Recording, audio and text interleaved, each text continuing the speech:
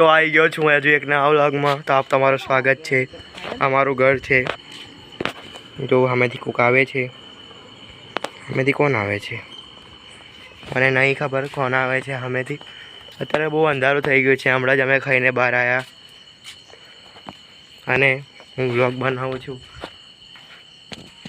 હમણાં જ ખાધું. શું બનાવ્યું હતું? ગવારનું શાક બનાવ્યું હતું અને ખીચડી ખાધી.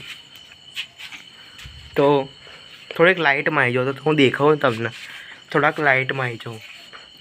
લાઇટમાં છે ને થોડુંક દેખાય, આપણે પોતે જ જોઈ શકીએ. હા, જુઓ તમે આ બધું.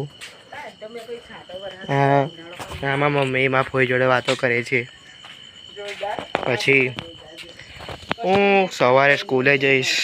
અત્યારે ખાઈને બહાર આંટો મારીએ છીએ અને બહુ મજા આવે છે. જો તમને પણ આંટો મારવાનો ગમે તો તમે પણ કોમેન્ટમાં બતાવી શકો છો, કહી શકો છો.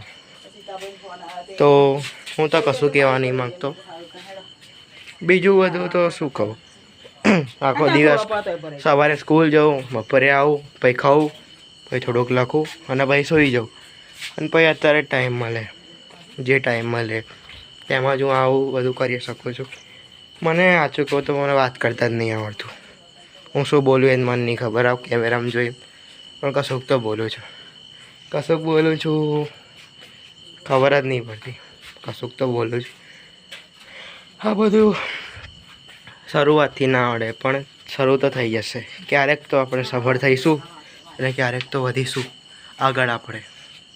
તો હું થોડોક કાળો આવું છું. બહાર ફરી ફરીને કાળો થઈ ગયો છું. જો ચલો તાર આજના માટે બસ. Bye bye.